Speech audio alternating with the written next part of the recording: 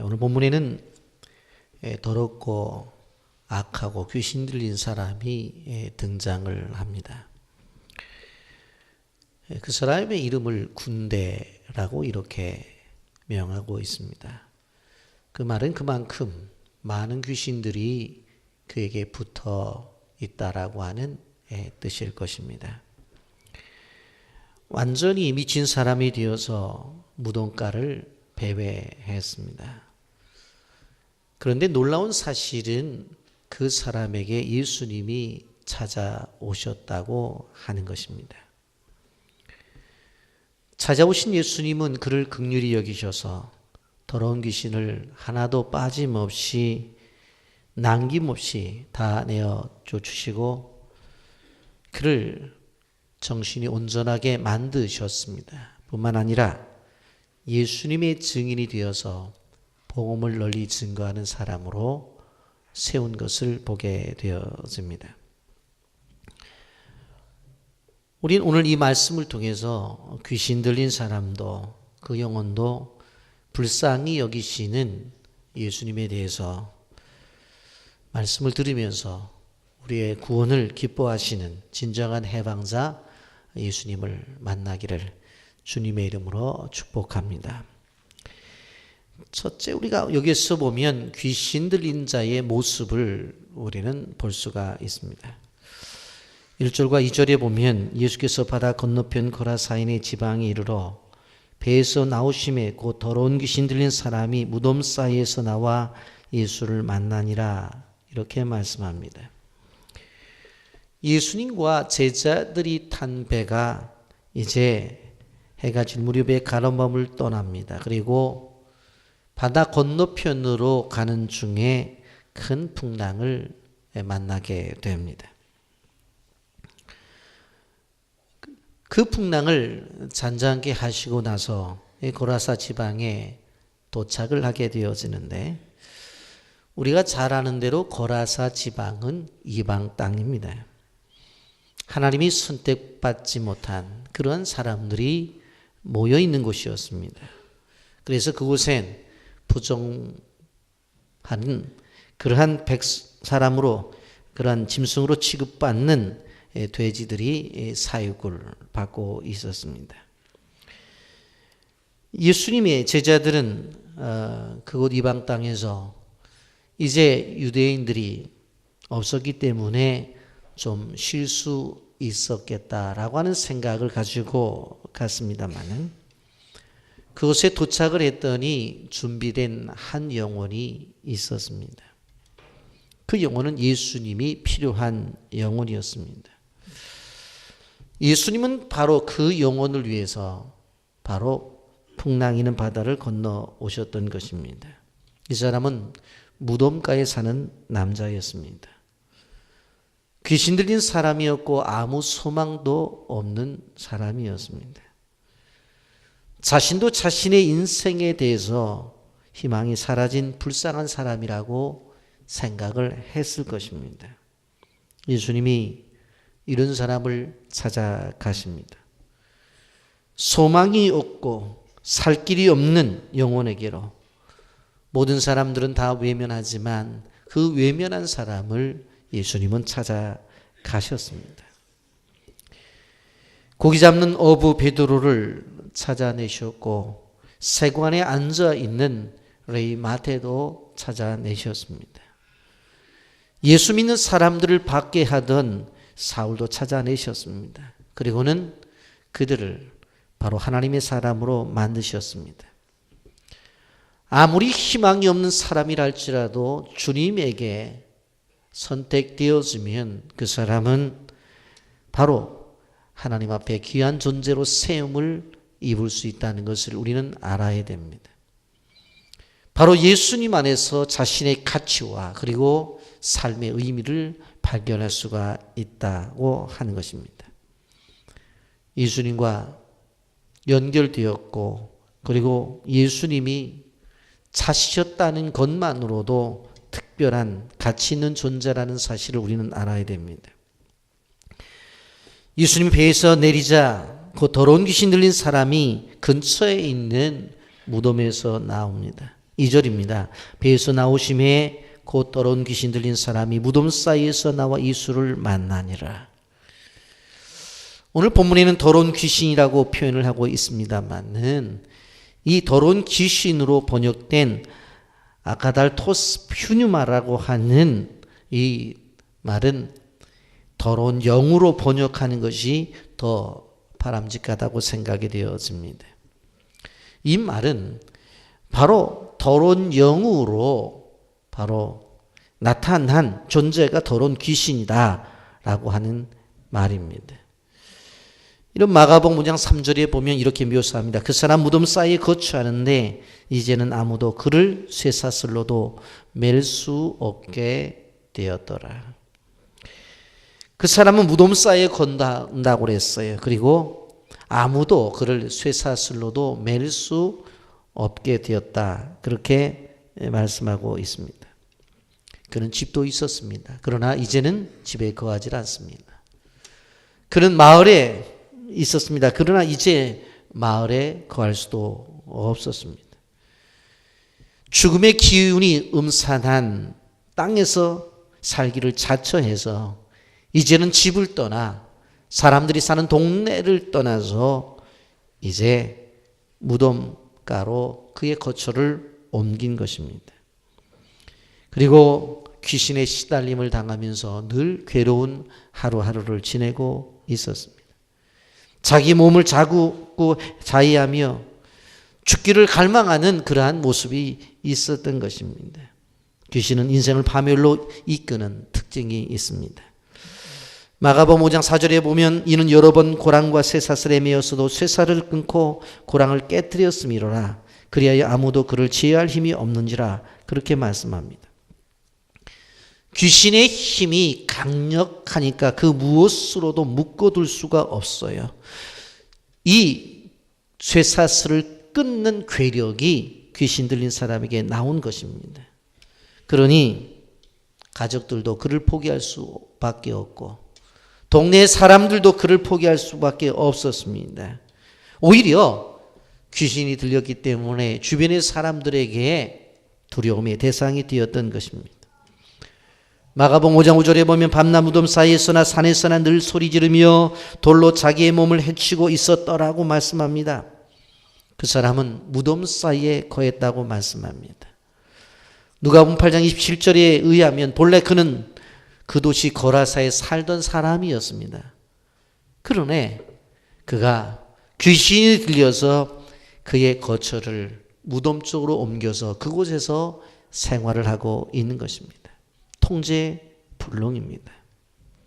사람들이 그의 힘을 어떻게 해보려고 발에 고랑을 채우고 착고를 채우고 쇠사슬로 묶어보지만 소용이 없습니다.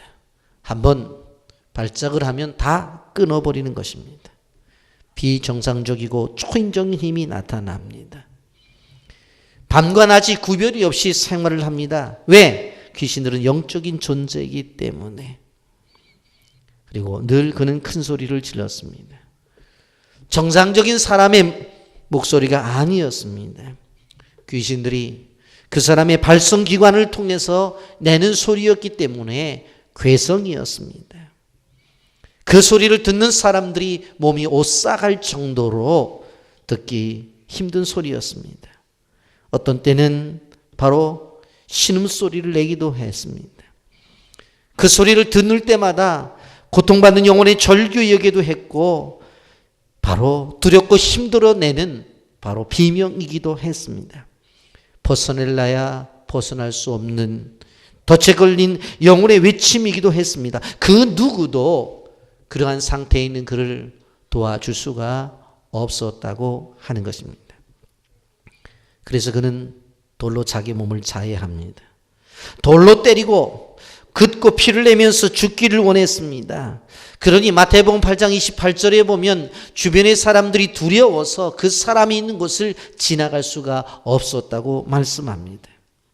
그리고 수치도 느끼지 않습니다. 누가복음 8장 27절에 의하면 그는 오래 옷을 입지 아니했다고 말합니다.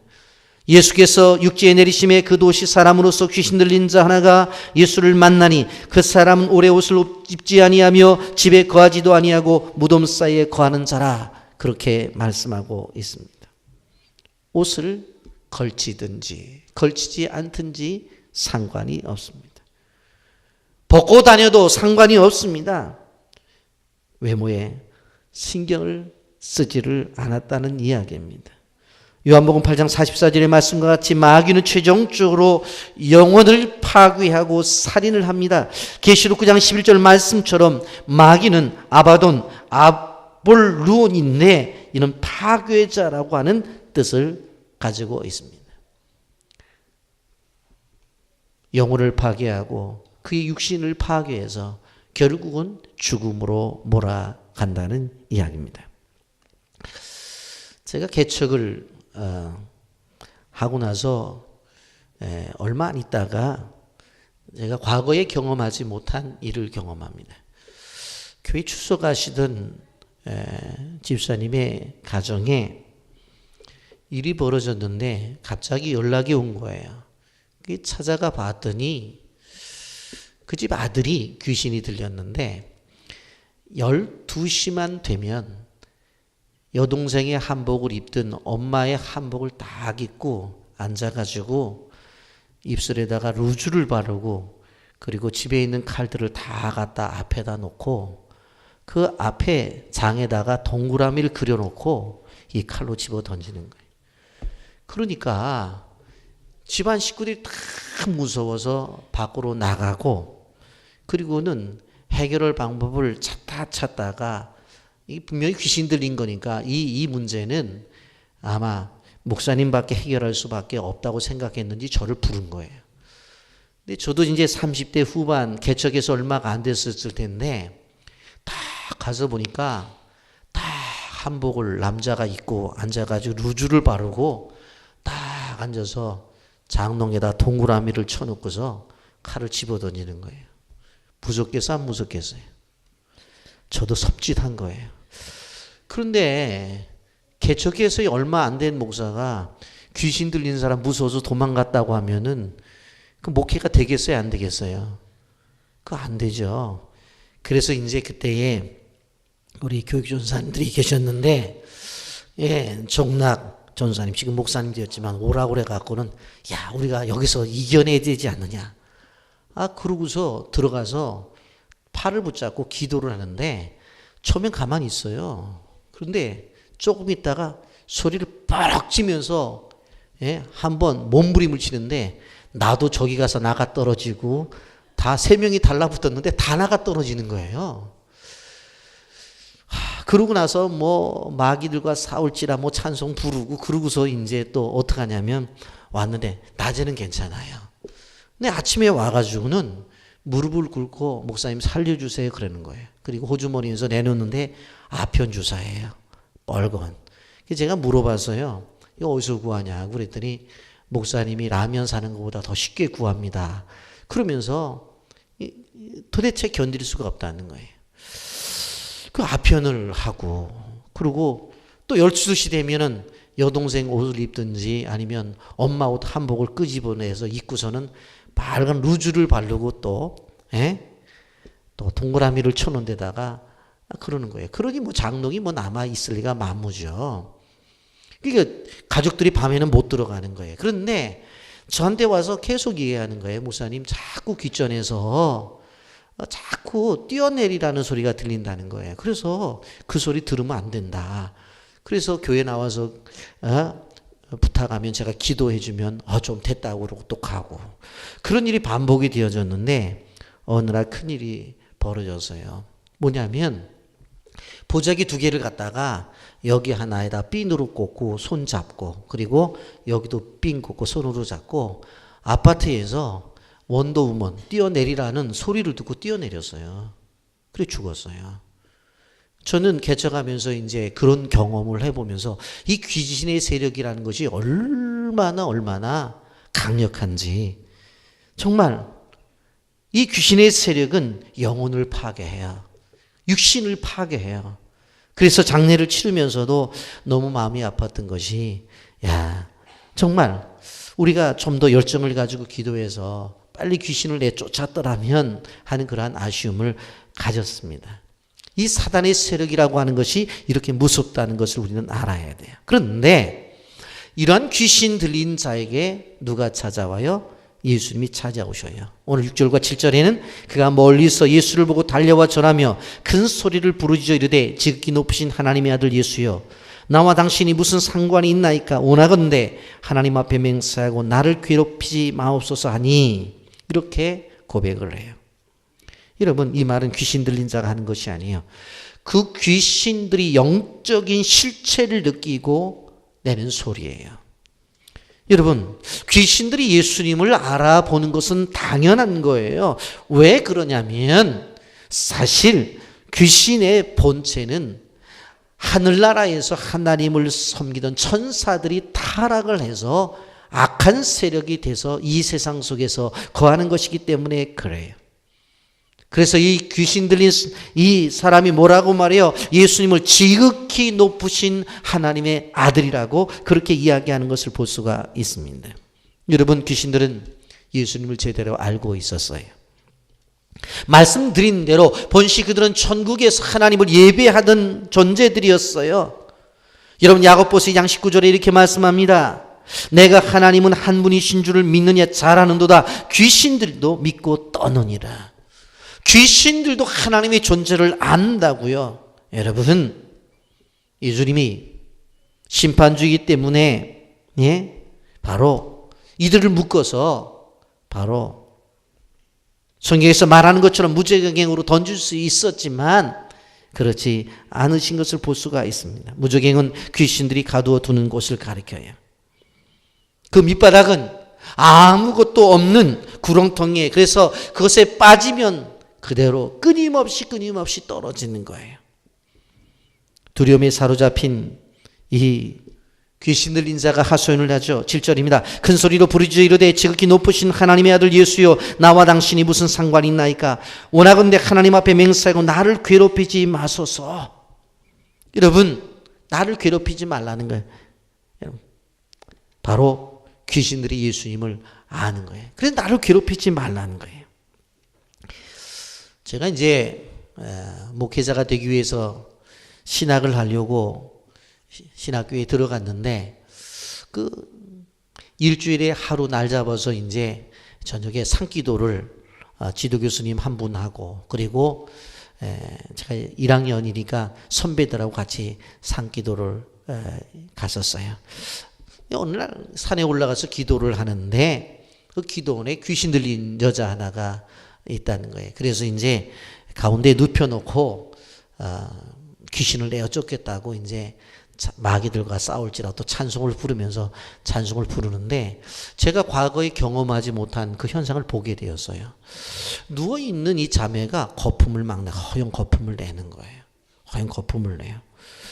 그러더니 막 괴로워해요. 그러더니 또 어떤 선배 하나가 얘기를 하는 거예요. 귀신을 들린 그 자매를 향해서 야, 나가라! 그랬더니 나갈 데가 없다는 거예요. 그러니까 뭐라고 얘기를 하냐면은 나갈 데가 없어. 내가 가르쳐 줄게. 저 북쪽에 있는 김일성한테 가라. 그랬더니 조금 있다가 뭐라고 그러냐면 갔더니 거기 귀신들이 너무 많아서 들어갈 자리가 없다고 또 그러더라고요. 그 얘기를 하면서 막 대화를 하는데 이 귀신 들린 누워있는 자매가 벌떡 일어나더니 어떤 전사님 뒤통수를 딱 때리면서 믿음도 없는 게 까불고 있네. 그러고서 딱 들어눕는 거예요. 그때부터 제가 두렵기 시작했어요. 나도 뒤통수를 맞을까 봐. 귀신같이 알아요. 귀신같이. 정말. 그러면서 이 본문을 보게 되어지면 이 귀신이 어떤 한 형제 속에 들어갔다고 하는 것도 맞는 이야기예요. 그리고 계속 말씀이 이어지지만 그 사람에게서 나와서 돼지에게로 들어갔다는 것, 돼지를 자기 집으로 삼았다는 것도 분명히 맞는 이야기예요. 이게 귀신의 정체가 그냥 공중에 떠달아 다니는 것뿐만 아니라 바로 사람에게도 들어갈 수 있고 짐승에게도 들어갈 수 있다는 거예요. 마가복음 5장 8절입니다. 이는 예수께서 이미 그에게 이르시기를 더러운 귀신아 그 사람에게서 나오라 하셨습니다. 들어가 있기 때문에 나오라고 한 거예요. 이에 물으시되 내 이름이 무엇이냐? 이르되 내 이름은 군대니 우리가 많음이니이다. 이름까지 다 있다고요. 귀신의 존재가. 여러분, 우리는 예수님 믿으면서 기억해야 될 것이 무엇인가 하면 예수님은 사람의 몸을 다스리기 때문에 치료를 해 주세요. 그리고 더 나아가서 예수님은 자연을 다스리기 때문에 폭풍도 잔잔케 하시는 분이에요. 그리고 예수님은 영의 세계를 다스리기 때문에 이렇게 귀신을 명하여 쫓아내실 수도 있는 분이에요. 그러므로 우리가 주님을 믿는다고 하는 데 있어서 우리는 단순하게 하나만 생각해서는 안 돼요. 우리가 예수를 믿고 구원받는 일 분명해요. 그러나 더 나아가서 예수를 믿으면 육신적인 치유도 가능하고 예수를 믿으면 자연세계를 다스리는 능력을 우리가 얻을 수도 있고 예수를 믿으면 영적인 치유도 가능하다고 하는 것을 우리가 알아야 되는 거예요. 군대라고 말하잖아요. 여러분, 당시 본시 로마 시대 6,000명으로 이루어진 부대를 뜻하는 것이 바로 군대였습니다. 그러니까 이 한 사람에게 들어가 있는 귀신이 한두 마리가 아니라는 거예요. 여러분, 우리는 알 수 있는 것이 여기 보면 2,000마리 정도 되는 돼지떼에게 들어갔다 그러니까 이 귀신이 한두 마리가 아니라고 하는 것을 알 수가 있어요. 여러분, 근데 왜 예수님께서 이 돼지떼에게 귀신을 들어가게 해서 그 돼지들이 바닷속에 들어가서 죽어 둥둥 떠다니게 만들었느냐 하는 것입니다. 그래서 무엇인가 하면 사람들의 눈앞에 예수님의 능력이 나타나 보여지기를 원했던 것입니다. 여러분, 마가복음 5장 10절과 12절에 자기를 그 지방에서 내보내지 마시기를 간구하더니 마침 거기 돼지의 큰 떼가 산get을 먹고 있는지라 이에 간구하 이르되 우리를 돼지에게로 보내어 들어가게 하소서 하니 그랬어요. 사람에게 들어갈 수 없으니까 우리를 돼지에게라도 들어가게 해달라. 돼지에게라도 들어가게 해달라. 그래서 돼지에게로 들어가는 것을 볼 수가 있습니다. 귀신들의 제안 앞에 바로 예수님께서 그렇게 하시는 것을 볼 수가 있습니다. 마가복음 5장 13절에 허락하신 데 더러운 귀신들이 나와서 돼지에게로 들어가며 거의 2,000마리 되는 돼가 바다를 향하여 비탈길로 내려다라 바다에서 몰사하거늘 이렇게 말씀합니다. 여러분, 돼지떼에게 이 귀신이 들어가요. 자, 우리는 이러할 때 궁금한 생각이 들어요. 왜 이렇게 하셨을까? 절대 주권인 바로 그 주권을 가지고 계신 예수님께서 사단의 세력들 그리고 악한 귀신 들린 이 사람을 치료할 때에 바로 이렇게 행하신 것에 대해서 우리는 잘 기억해야 되는 것입니다.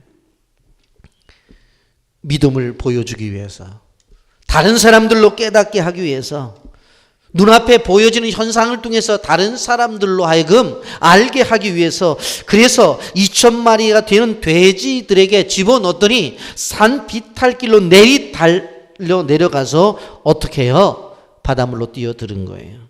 한 마리도 남김없이 다 죽고 말았어요. 여러분, 돼지들이 헤엄을 잘 칩니다. 그래서 뚱뚱한 남자는 헤엄을 못 쳐도요, 돼지들은 헤엄을 잘 쳐요. 이해가 안 되면요, 인터넷 들어가서 돼지의 헤엄치기 쳐보면요, 돼지가 수영하는 게 다 나와요. 그런데 다 죽었어요. 다 죽었어요. 여러분, 여기서 무엇을 할 수가 있어요? 악하게, 그리고 파괴적인 존재, 그것이 누구예요? 사단의 세력이라고 하는 것을 우리는 볼 수가 있습니다. 여러분, 요한일서 3장 8절의 말씀과 같이 예수님이 오신 것은 마귀의 일을 멸하려고 오셨습니다. 요한복음 10장 10절의 말씀처럼 예수님이 오신 것은 우리에게 생명을 주기 위해서 오셨다고 하는 것을 우리는 기억해야 됩니다. 여러분, 그런데 마귀는 어떻게 되어져요? 보세요. 사람에게 들어가니까 무덤 사이에 사는 존재가 되었고, 돼지에게 들어가니까 돼지가 바닷속에 들어가서 다 죽는 일이 벌어진 거예요. 여러분, 이러한 환경 속에서 귀신 들렸던 영혼에 어떤 변화가 일어났는지 한번 보세요. 마가복음 5장 14절 15절 말씀에 보면 치던 자들이 도망하여 읍내의 여러 마을에 말하니 사람들이 어떻게 뛰었는지 보러 와서 예수께 이르러 그 귀신 들렸던 자 곧 군대 귀신 집혔던 자가 옷을 입고 정신이 온전하여 많은 것을 보고 두려워하더라. 그렇게 말씀해요. 돼지 치던 자들은 너무나 놀랐어요. 눈 깜짝할 사이에 자기들의 돼지가 바로 2,000마리 정도가 다 죽어버린 거예요. 그리고 이 바다 위에서 둥둥둥 떠다니고 있어요. 충격적인 일을 눈앞에 본 거예요. 그것을 본 그들이 얼른 마을로 내려가죠. 그리고 사람들에게 이야기를 해요. 충격적인 일이 벌어졌다고 하는 거예요. 그러자 모든 사람들이 자초지정을 알기 위해서 예수님 앞으로 나와요. 그런데 군대 귀신 들린 자가 예수님과 함께 있단 말이에요. 그런데 모습이 다른 모습이에요. 지금까지 하고 있었던 모습과는 전혀 다른 모습이에요. 옷을 벗고 있었던 그가 옷을 입고 있습니다. 제정신이 아니라 이리저리 뛰면서 소리를 지르던 사람이 온전하게 가만히 앉아 있어요. 아무도 제할 힘이 없었던 그 사람이 다소곳이 얌전하게 앉아 있단 말이에요. 여러분, 다른 사람을 해치려고 했던 사람이 절대로 그러지 않을 모습으로 앉아 있어요. 여러분, 예수님의 능력을 통해서 변화가 된 것입니다. 예수님이 바람과 바다를 다스리는 것을 보면서 예수님의 제자들은 두려워했다고 그랬어요. 마찬가지로 예수님이 더러운 귀신들을 내어 쫓는 것을 보면서 거라사 사람들은 두려워했어요. 마가복음 5장 16절 17절에 이렇게 말합니다. 이에 귀신 들렸던 자가 당한 것과 대주의를 본 자들이 그들에게 알림해 그들이 예수께 그 지방에서 떠나시기를 간구하더라. 여러분 한번 생각을 해보십시오. 이렇게 무덤사에 살던 사람이 완전한 치료를 받았다고 한다면 사람들이 어떻게 써야 되겠어요? 아유, 저에게도 이런 문제가 있습니다. 우리 가정에 이런 문제가 있습니다. 나에게 이러한 고민이 있습니다. 그런 것을 가지고 와서 어떻게 해야 돼요? 치료를 받아야 되잖아요. 그런데 그런 모습이 보이지를 않아요. 여기에 보면 떠나라고 요청하는 것을 볼 수가 있습니다. 여러분, 우리는 생각을 해봐야 돼요. 놀라운 이적을 보게 되어지면 사람들이 하나님을 믿고 더욱더 충성된 종이 될 것이라는 생각을 가져요. 그러나 그렇지 않아요. 성경에 보면 수많은 사람들이 예수님의 기적을 보았으면서도 하나님을 믿는 믿음을 떠난 것을 볼 수가 있습니다. 고라사 사람들도 마찬가지였어요. 예수님의 말씀 한마디로 귀신 들린 자가 치료를 받고 그리고 돼지떼가 바닷속으로 들어가 죽는 모습을 보았단 말이에요. 그렇다면 이러한 이적 앞에 무릎을 꿇어야 될 텐데 그러지 않아요. 여러분 조금 자연의 세계로 나가서 큰 돌이 있으면 그 돌을 한번 손으로 이렇게 들춰보세요. 거기 벌레들이 있단 말이에요. 어떤 경우는 개미들도 있고 이름 모르는 벌레들이 많이 있는데 그러면 그 돌을 옮겨줘서 그 안에 벌레가 나왔을 때 벌레가 야, 이제는 햇빛을 보았으니까 정말 해방을 띄었으니까 자유로운 세상 속에서 자유롭게 살자 그렇게 해야 될 텐데 그 벌레들이 햇빛을 본 다음에는 어떻게 해요? 또 다른 어둠을 찾아서 구멍으로 들어가요. 여러분 여기에 보면 바로 이 거라사 사람들이 그래요. 이 예수님을 만났잖아요. 그리고 빛을 보았잖아요. 그러면 그들이 예수님 모시고 생활했어야 됨에도 불구하고 그러지 않았다고 하는 것입니다. 마가복음 5장 18절과 19절에 이렇게 말합니다. 예수께서 배에 오르실 때 귀신 들렸던 사람이 함께 있기를 간구하였으나 허락하지 아니하고 그에게 이르시되 집으로 돌아가 주께서 내게 어떻게 큰 일을 행하사 너를 불쌍히 여기신 것을 내 가족에게 알리라 하시니 그랬어요. 예수님 따라가겠다고 말했더니 예수님이 그러지 말아라. 너 돌아가서 가족에게 너의 모습을 보여주고 바로 내가 받았던 은혜를 나누라고 그렇게 이야기를 합니다. 여러분 그 말씀에 순종을 해서 바로 이 사람은 집으로 돌아갑니다. 예수님을 따른다고 했었을 때에 이상하게 허락하지를 않아요. 대신 집으로 돌아가라고 말해요. 그리고는 가서 내가 경험한 것들을 나타내라고 말을 해요. 왜 그러셨을까? 거라사인의 지방은 복음의 불모지였어요. 이방 땅이었어요. 지금까지 은혜를 받은 사람들이 없었어요. 그런데 이제는 바로 귀신 들렸던 자가 치료를 받고 났어요. 그러니 이곳에 있으면서 바로 내가 경험한 하나님의 나라, 내가 경험한 은혜를 나타내라고 하는 것입니다. 예수의 증인으로 그 땅에 남겨놓았던 것입니다. 고라사 사람들은 예수님을 배척했지만 이 사람만큼은 한 증인으로 두어서 바로 그 지역에서 복음을 증거하기를 원했던 것이에요. 이것이 예수님의 전도 방법입니다. 귀신 들렸던 사람이 특별히 훈련을 받은 것도 아닙니다. 그가 신앙의 경륜이 있었던 것도 아닙니다. 어떤 신학을 공부한 것도 아닙니다. 그러나 자기가 경험한 예수를 증거하라고 그곳에 놔두셨어요. 이것이 바로 예수님의 전도 방법입니다. 이런 마가복음 5장 10절에 그가 가서 예수께서 자기에게 어떻게 큰일을 행하셨는지를 데가볼리에 전파하니 모든 사람이 놀랍게 여기더라 그랬습니다. 귀신 들렸던 사람이 예수님의 말씀에 순종을 해요.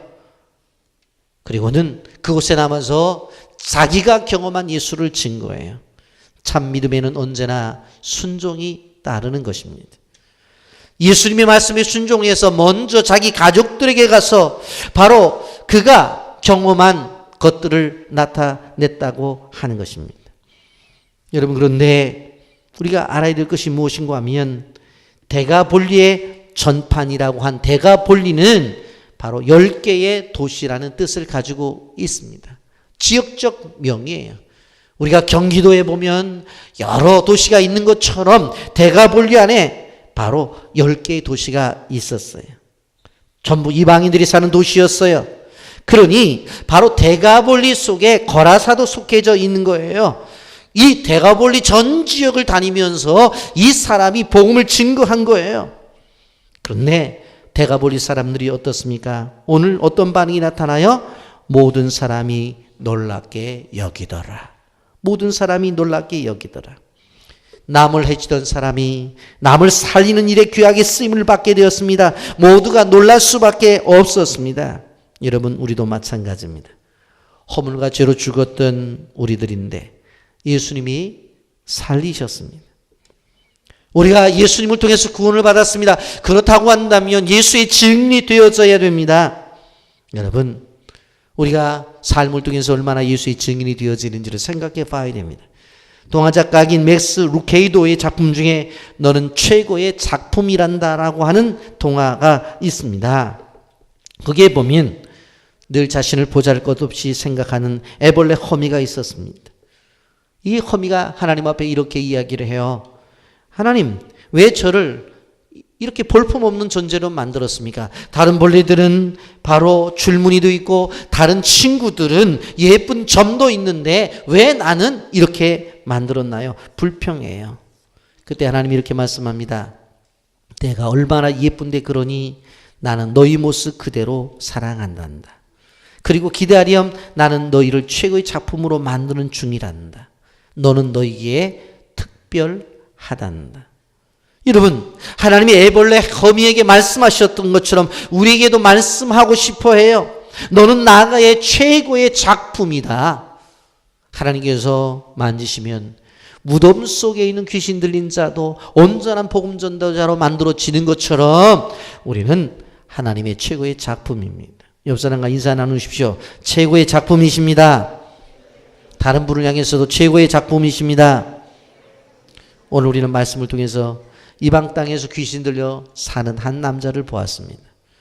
그런데 그러한 영혼을 관심을 가졌고 치료를 통해서 복음 전도자로 만드신 것을 바라볼 수가 있습니다.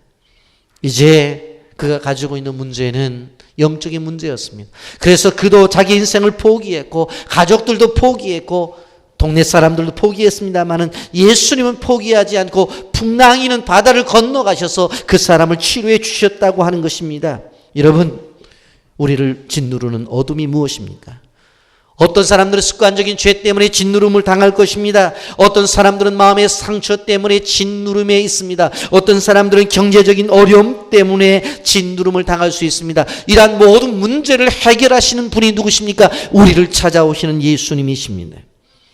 여러분, 귀신의 영향력 아래에 있는 사람에게 가장 필요한 것은 해방인 것처럼, 구원인 것처럼 우리에게도 구원의 은총이 필요하다고 하는 사실을 기억해야 됩니다. 그래서 늘 우리는 예수님이 필요합니다. 오직 예수님만이 우리 영혼의 빛을 비춰주시고 나의 모든 문제를 해결해 주실 수 있습니다라고 고백을 하면서 그 주님을 초청하는 그러한 모습이 있어야 되는 것입니다. 예수님을 초청하십시오. 그 예수님을 다시 받아들이고 늘 예수님을 모시고 사십시오.